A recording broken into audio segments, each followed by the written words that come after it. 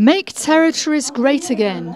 Underlying this slogan are some key questions about resource management and economic development.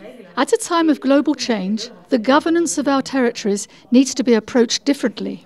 Today, we are facing important and global challenges like climate change or threat on biodiversity, the migrant crisis, and that we believe that territorial approaches specifically help addressing these global challenges. It is because Cirad believes in this integrated approach that it organised an international conference on the subject. For 2.5 days, scientists, development actors, private sector representatives, donors and policymakers had the opportunity to compare their viewpoints and to discuss their experience. Probably for at least 150 years, the dominant way of governing land has been in silos. Agriculture ministries were in charge of food production on agricultural lands. Forest ministries were in charge of forest production or conservation on forestry lands. With increased population, with increased economic pressure on the resource base, increased population densities, it's actually become more and more difficult to try to manage those separately. In recent years, new forms of governance have been emerging in different parts of the world.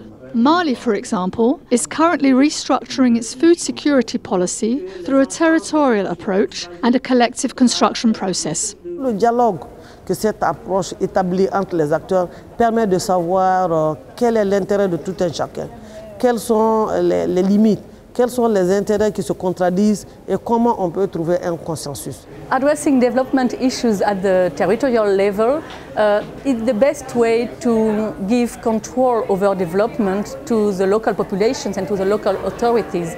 And we believe it is really important because that's the only way to make sure that the solutions fit the problems.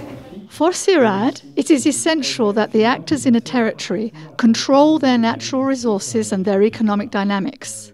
In a globalised world, where attention is focused on urban areas, the rural territories are vulnerable, yet they are a catalyst for sustainable development.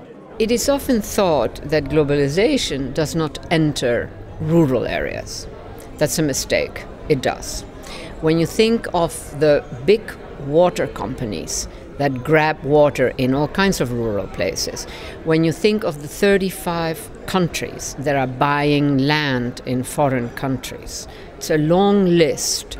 Today, however, some multinationals are trying to contribute to the economic dynamics in the territories.